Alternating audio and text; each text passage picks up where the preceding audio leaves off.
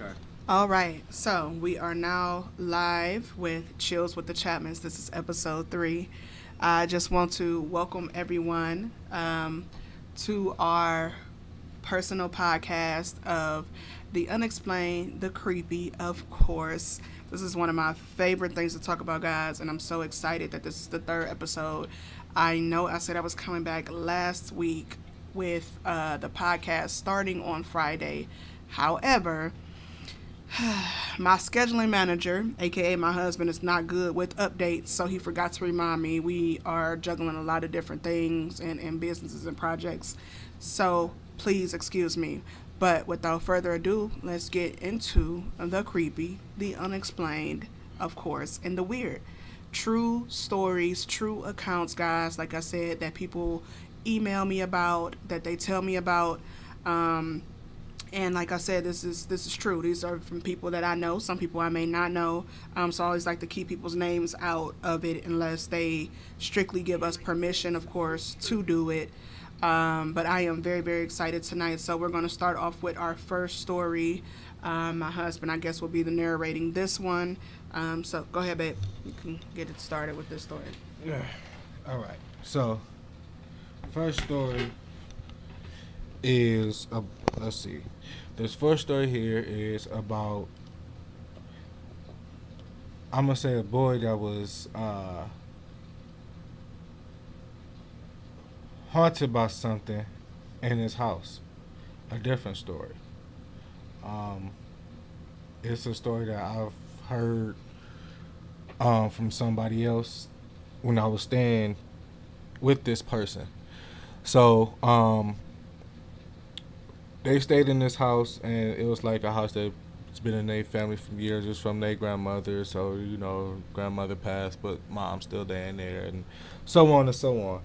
So they always say that their basement has things in it, has sounds and stuff in it. They don't go in You there, have to talk a little bit louder because our thing air. and they don't really go in their basement. So as a young adult, around 15, 16, be thinking that average thing, who don't like to go in the fucking basement? I don't like going in the basement. I definitely don't. mean, so I don't basements is just right creepy, now. period. And I'm And a I'm an grown adult. ass fucking man. Yeah. So, Right, we adult. So yeah, that's So, off limits. but yeah. So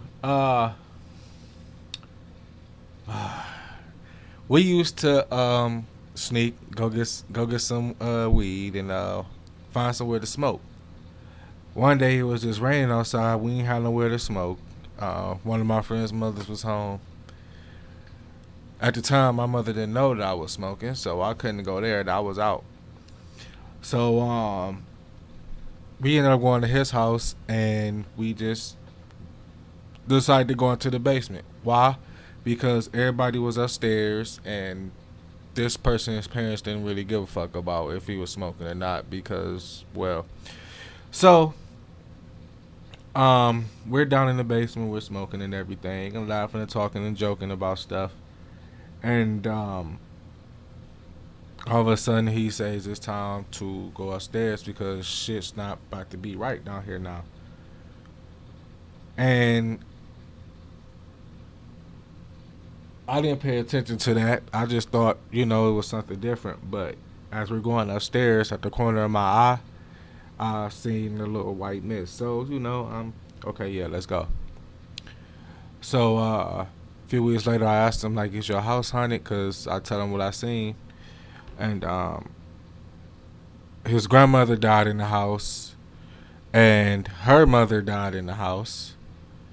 And his aunt died in the house. She was there on vacation. Oh wow. So, and they say that they believe that their spirits stick there to the house and can't leave. So it's pretty much that family pretty much know that when they die, they're gonna be in that house. So that's about it. Oh wow. Okay, that is very interesting. We do watch a lot of paranormal stuff, and that's definitely a big belief that when somebody dies, of course, in a house or a location, depending on what that location or thing is, and how horrific it is or whatever, or the attachments. I am a strong believer that, some of those spirits do stay in that one setting. And it kind of make me sad, just on the fact that, a lot of people die very traumatic. And just to think that they souls are just so at an unrest that they just cannot move on, or are waiting for their children, or children are waiting for their parents, and then their parents move on thinking, I mean, and this is just from my retrospect. I've never died, of course, to know, but I just feel like they parents move on thinking, okay, I'm gonna get to see my child, because I made it to this point and their child is still at this place or in this location still looking for them, or vice versa, that that parent still looking for their child and staying in this one place, and their child moved on thinking, okay, I'm about to see my parents. So that is really, really sad. But I hope that his friend finds some solace, and maybe helping his family members, if it really is them, moving on, because it can always be something totally different. He doesn't know too much backstory about that, so it's no telling if that's somebody else. People live in homes for years, and it could be a totally different spirit. It may not even be a human spirit. So, but like I said, hopefully they can find some solace. So, moving on with my story. I guess growing up, I've had a lot of paranormal things, unexplained things. And like I said, a lot of people can explain things away. And over the years, I've always tried to explain a lot of things that have happened to me away, of course. But in my mind, it's just always that little piece that's like, yeah, you can explain it, but that it was just something in that moment and in that time that just wasn't right, no matter what age, you were. So, growing up, we stayed in a up and down. We owned this home, so my grandmother stayed downstairs. We stayed upstairs, me and my mom, and it was just my one sister at the time. And my grandmother stayed downstairs, and we had this nice attic, and it was finished. It was just, we played up there all the time. As a kid, I never got bad vibes from the attic or anything like that. It was just a very open, friendly home, which, side note, I am now having, dreams about this home, and in the dreams, the house is not as nice. It's a very haunted dream. It's very different than how I remember it. So I don't know if it's like some unrest there or whatever, but just the fact that I'm seeing this home in my dreams as something totally different is kind of making me uneasy. But anyway, so we used to have this banister that I could slide down, and we always used to slide down it from the top. We get to the second landing, boom, we run down the stairs. It was just like a little kid thing. But one time, I'm going to say when I was maybe going through my little teenage stuff, maybe 11, 12, I missed my footing, so I slid down, and then I missed my footing when I got off, and I remember being pushed back, like the tip of my foot. I felt something push me back on the stairs, not pulling me back, but they were like in front of me and pushed me back onto the stairs. Like, I really cannot explain that. And I think I've told my sister, my young sister, about it, and I think maybe a couple of other friends when I was in school, because I was just so fascinated by that, because I wanted to believe, like, no, you maybe did that, maybe you caught your grip. But I'm like, well, it was wooden stairs, and usually that's not really possible when you got on slippery ass socks. But I know what I felt, and it was gentle. It wasn't like a forceful push. I didn't fall down on the stairs, like if somebody was to run past me and push me up, I didn't feel a gust of wind. I didn't feel anything. It was just that, oh shit, about to fall. And then I remember just having that light nudge from in front of me, and it just kind of pushed me back on the steps. That one always kind of stuck with me, only because I think at that time I was going through a very, very difficult time. For people that do not know, I lost my real father at a very, very young age. I think I was around, oh my gosh, not even one yet, to gun violence. So not having those memories and stuff like that, I think me growing up and maybe just wanting that as a kid, having my sisters, and I do have a father, and I love him dearly. Don't get me wrong, but as you just start to grow up, and you had these siblings, and they look like another person, and you don't look like that person. You just kind of find you just want to have that connection, with that person. Like, I'm his only child. My parents were teenage parents, and my father was not able to have any more children, so it is just me. I am the one and only that legacy. I was, like I said, going through a very tough time in needing him and wanting him. That was just a very, very touchy time for me.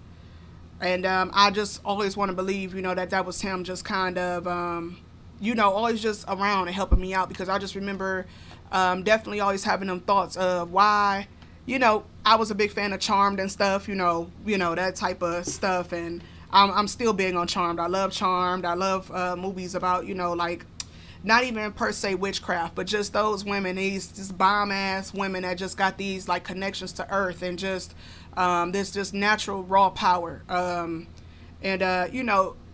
I just always felt like, damn, like, why can't you come to me? Why don't you come to me? You watch all these movies, and these parents come back, and they try to talk to their kids, and they try to communicate, and I just couldn't understand, like, why wouldn't you want to come to me? Why don't you want to talk to me? Why don't you, come in my dreams and visit me like other people say they parents do? Or, why don't you, give me an imaginary friend? Why didn't you show up to me as an imaginary friend? Why didn't you, just do little things to make me know or let me know that you was there? So a lot of abandonment issues, of course, that I have and I had.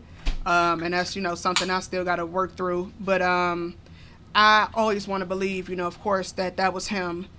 And, always just guiding me, always protecting me, always with me. And yeah, like those stairs, like if I would have failed, it would have been bad for sure. Like I said, I shouldn't have been sliding down there. We never really told my mom that we did that type of shit, because of course we would have gotten in trouble. But we was kids. We was always being funny. We never listened to what our parents say, and then nobody had got hurt. So how we feel like, well, shit, if we can do it, we don't get hurt by it. We're going to continue to do it until, it's a reason for us not to do it. So we never had that issue. And like I said, just one time I was just racing down, not paying attention. And, I got that loving nudge or push and it really did save me. So that always kind of sticks with me of okay, it could have been my dad, but I know before it was a lady that stayed there with her children, and she was an older lady. And I think, if I remember correctly, I was young, but when we were buying the house, I think we met up with the lady and stuff, and she was showing us around. And I think she said that she was going to go stay with one of her children who was out of town or in a different, city or whatever in Ohio, because she was getting older, and she just, the house was just too big. So I don't know if maybe that was just her, and maybe she passed away. And, was just coming back and helping, because she seemed like a really nice white elderly lady. So I haven't really no idea who it could have been, but I am very thankful still to this day of that, just of saving me from something that could have been very, very, very bad. And like I said, people be like, well, it could have been a draft. It could have been, like I said, we were in the attic. We didn't get a draft. When it got hot, it got hot. And if anybody know about attics, you know how it go. Like, we wasn't no rich, people that just had money. So we didn't have insulation and all that extra shit. Like, it just was really a gentle nudge. And like I said, not a pool. It wasn't nothing, crazy. It was just that one little footing of get your shit together and you safe. And then when I stopped, I paused, and my heart was just racing. I looked around. And I took my happy ass down the stairs, because, like I said, I just could not fathom at 11, 12 what had just happened. Like, there's just no way that happened. So I, for the next couple of days and weeks, was just trying to rationalize what really happened. Like, there's no way that your foot got pushed back up on the stairs like that. Like, you really, because I grabbed in the air because I knew I was falling. And that's what's crazy. Like, I didn't feel anything, no cold air, but I was okay. So I was just waiting for that fall, and the fall didn't happen. I just got that gentle whatever. I looked around, and it just literally giving me a little goosebumps, because I'm taking myself back to that day, and it just was unreal still. So I don't know, but definitely something that stick with me. Like I said, to this day, thank you God for and whoever that saved me, because my head would have been cracked wide ass open, and my mother would have been mad and probably still trying to whoop my ass, even with a whole scar, because I shouldn't have been doing dumb shit. So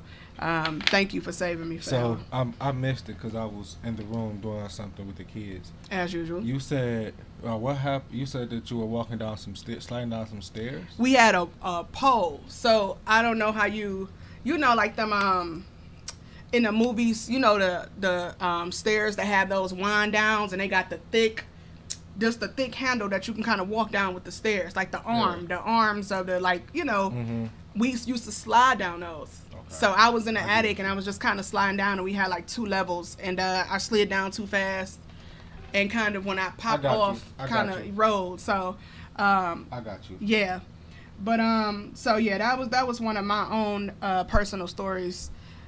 I don't think I ever, like I said, really told people, except for I think my younger sister or maybe some couple of friends at school. But yeah, so that was one that was kind of that was always touchy to me. So I always want to be sure to I definitely wanted to be able to get that off my chest. It just feel better to be able to do that. Do you want to start the next story? You got any comments or anything? Or do you want me to start with the next one?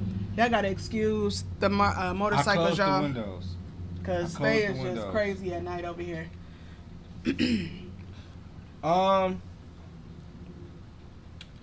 Let's see. Yeah, I'll take the next one. I kind of missed yours, so I'll have to go back tonight and listen to it. Or you can just tell me again. I don't care.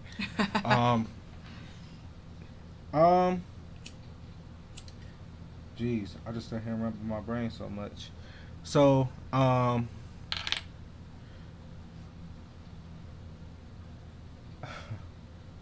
okay, take the next story.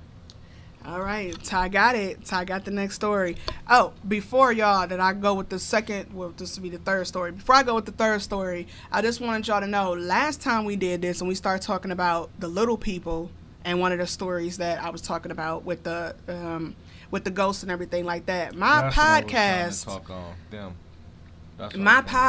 went completely blank, you guys. So if my battery drains like it did last time and it dies out, just know that my phone did not die. It was on a charge last time, and it's on a charge now, and my phone went completely black and blank once I started talking about these beings or entities. So I try to be really careful with that, because I know a lot of times they do not want you to talk about them or say a lot of stuff. So that's what I was going to get to the second story now that you brought that up. Thank you for getting me back. Story, or you could just talk about the research. It don't matter. That was my story, the research. So we researched a couple of things. We learned about the pygmy race. Mm-hmm. The pygmy race. We learned about the kobolds. It's a lot of different. It's a lot of different things that little people. And when I say little people, I mean that respectfully. Little people, little entities. That are some are spiritual. Native Americans believe in those. Yeah. A lot of different races. You know, we got Ireland with the leprechaun. And you know, things like that. But it is very accepted. Ethnicity wise, every ethnicity and culture has some type of story of a little person. And I don't have a story about no little person, anything like that, but I will say, with me having Native American background, my I don't want to call it a race, because that kind of sounds ignorant to me, because it's more than that to me. It feels like it's more than that, because it's not just a race. It's like it's more like a pride type thing. So, right. With all due respect, when I say my race, I do respect that with all, but we were subjected to more than one different entity of things that we categorize as little people. And it wasn't just the pygmies that we seen. It was different other things that you could call maybe fairies. I don't Mm. want to say deities because those are more evil, but those are associated with Native American Different Native American tribes have yes different called different things. little beings Yes. or entities. They have their own origin stories and stuff like that. So yeah. So trust me, if I ever see one or have experiences with one, I will be letting it know. But I have had experiences with things. I can't say they was little people, but learning about my background more, it kind of opened me up to that. And especially with me being told as a kid that I can see spirits and all these other things, like being told that I'm a psychic and shit, that kind of opened me up to a lot more things. So, I really want to have a story or somebody with a story about either seeing little people or anything like that. Because we know we talked about your uncle and everything, Mm-hmm. but I kind of want more people, more things. I know it's more Yeah, people of out there. course. I know it's a lot more people out there that have experienced that. And what he was getting into, basically, for anybody that do not know and didn't see to listen to the second podcast or whatever, feel free to go back and listen.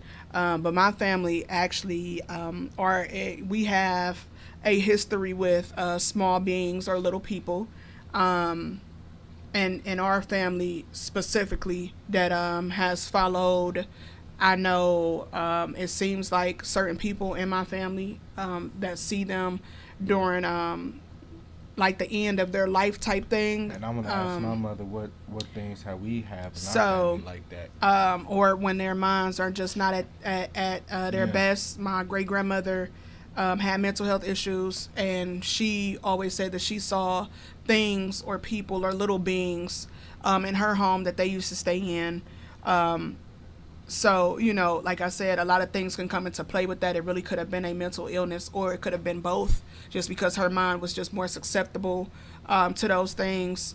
That maybe that's the reason why she saw it. But I know that another firsthand witness also saw a little being as well. So, people can play on it and be like, well, she had a mental illness, and that may be true. But if somebody that was also young and saw the same being, it's kind of like, it could be a mental illness, but somebody else that's a reliable source also saw it. So that's just always something to take into account. And then, like I was saying, my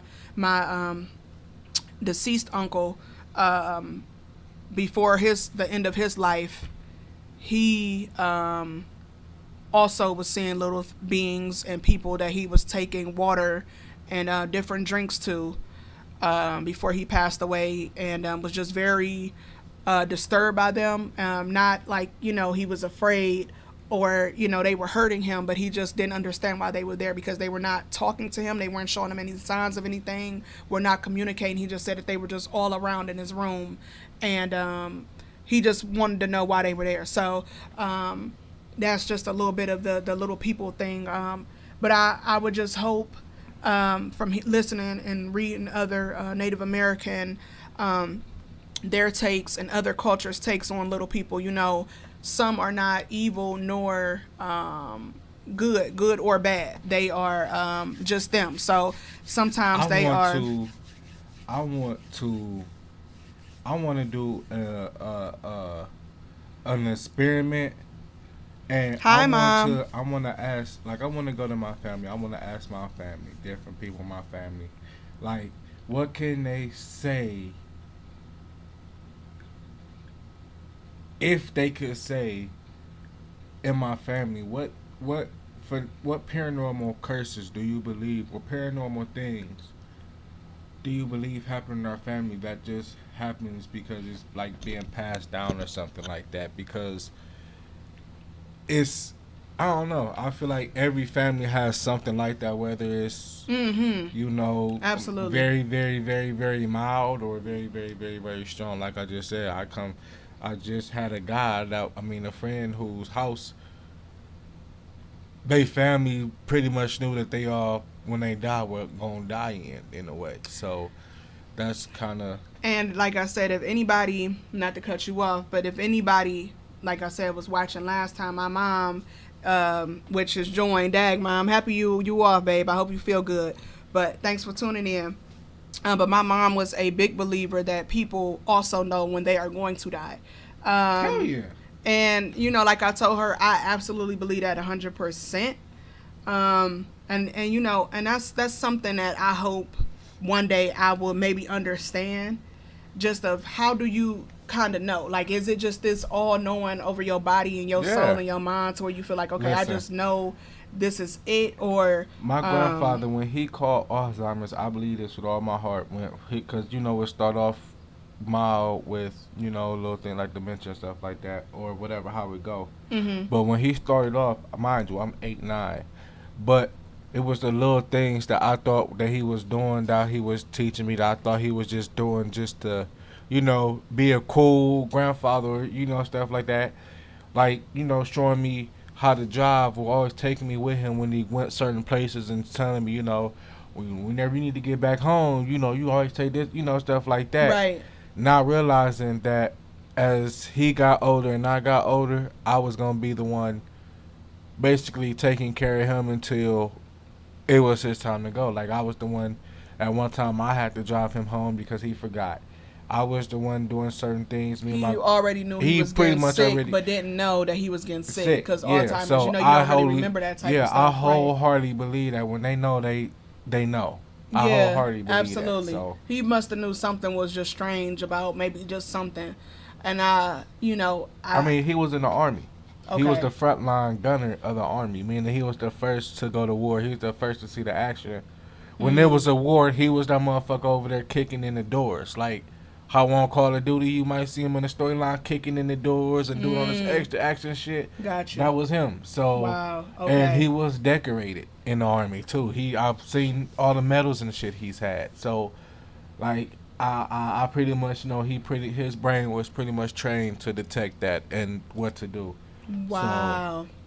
So, and I believe that's the same case with, you know, your uncle too. By him being in the Army, his brain was trained to know. Absolutely. So. Listen, guys, I you know, certain stuff I just can't say on the podcast. But if I ever see y'all in person, you know, you ask me about my uncle, man. He used to tell me stories about some shit, okay, that I don't feel comfortable enough to say online. But he told me a lot of stuff that I am starting to see kind of come into fruition. And not saying he is psychic or anything, but he has called a lot of stuff, and some stuff I hope that he talked about will never come into fruition, because that's just hard for me to fathom at this point in my life. I know he would have had a heart attack if he was still here to see them Cavs win. He talked about that. That was one of the things. He spoke about the Cavs. That might have did it right there. He said the Cavs and the Browns. He said that, you know, they hadn't had wins in so long. He told me specifically, he spelled it out and told me, he said if they were to ever win, he said because they had not won in so long, he said it's gonna be chaos. Yeah. He said it's gonna be people outside. Yeah. He said it's gonna be glasses getting bust. He said people drinking. He said it's gonna be. He said it was just gonna be chaos. You know, and exactly what he described when the Cavs won. And that's for the Cavs. I was working in Cleveland Clinic, y'all. Do you hear what I'm telling you? I was working in Cleveland Clinic when this happened. My uncle had been passed away for years. I was working in Cleveland Clinic. This is what, 2017? 2016, okay. Yep, 2016 so I'm on the cardiovascular step-down unit, y'all. Now, these people just got open heart surgery for whatever reason, whether it's, you know, they had to get their devices tweaked, you know, people with heart issues and stuff. A whole bunch of devices that night. So, you know, every night before I left, I have to do blood pressure. We got to check them off. I'm going to my next shift. It's 11 o'clock. The game's still on, but you got all these people in here watching the fucking game. So I tell you, about 11:15, when that Cavs won beat that. Cleveland, this is for you. We heard nothing but non-stop yelling on the floor. Everybody blood pressure was up. I didn't get out of there till 12 o'clock because we had to wait till everybody's shit went down. I heard non-stop honking down there in Cleveland Clinic. I'm at the main campus. Shooting off firecrackers. My guns, uncle honking. Called it, y'all. I'm talking about I was coming down riding you down the freeway. They was driving down the freeway blowing they shit. They was riding down this. It was wild. That was I'm one like, of the fuck best it. times. And he called that. He said that it was gonna be chaos. Oh yeah. People. He said glasses. He said hella liquor, So beer. imagine when the all Browns types of would stuff. do it. So he Imagine called when it. the Browns do it. But anyway, moving on because I gotta get this is about to be 10:15 and we try to call it our C spot. So you want to go or you want me to do the last story? I can do another. I can do one. Okay. I got it this time. So this story. Ooh, excuse me. I'm sitting up here drinking a wild. Cherry Pepsi and I'm burping this shit. All right. So when this story happened, it was fairly recent. We stayed in this house upstairs from this guy, and I remember one day, like this house was, it was, It was a normal house. yeah, it was a normal house except for the bathroom being out in the hallway. That was kind of creepy, but that's neither here nor there. Mm-mm. So, we was all out and about one day, and having family time. So we came home, and I remember when we came in the house, I remember opening up the door, and when I opened up the door, I could have sworn I seen somebody run into our living room. Somebody or something run into the living room, cause I remember telling you, like, I just seen somebody run past. They here. And walking into the living room, it was a white mist sitting right there in our living room in front of our couch, a white mist. And as soon as I seen it, it's like I kid you not, this the best way I can describe it. I walk into the living room, I see it see me. It's like, oh shit. Like, I've been captured, and it darts off into our bedroom. And it's kind of it scared me because I remember like kind of like moving back, like what the fuck. So and especially at the time, like I didn't have no weapon, nothing like that. So if it was somebody in that house, I would have died just to make sure y'all would have got out, because I would have just And So that wasn't the first time we saw the white mist. Maybe one or two other times. Yeah. One or two other times after that moment. So yeah, and then when I was telling one of my dear friends who is a sensitive about it, she basically told us that it was just people checking in on us. Like she said, I don't get any feelings about it. It's just people coming to check in on you guys, and they were just popping in and out. And to me, I'm just kind of like, well, Yeah. it shocked us because for me and him to walk in, and like I said, mind you, we on the second floor, so it's no light that could have came in. No ladder. From cars. No way they could have climbed the up. The headlights.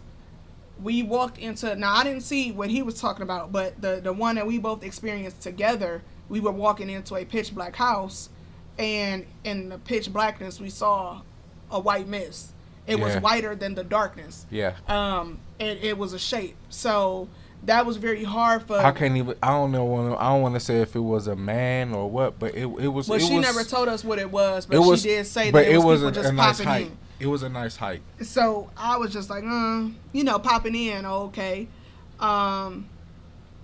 We, that just shocked me because, like I said, up until that point, I've never seen a white mist in the darkness.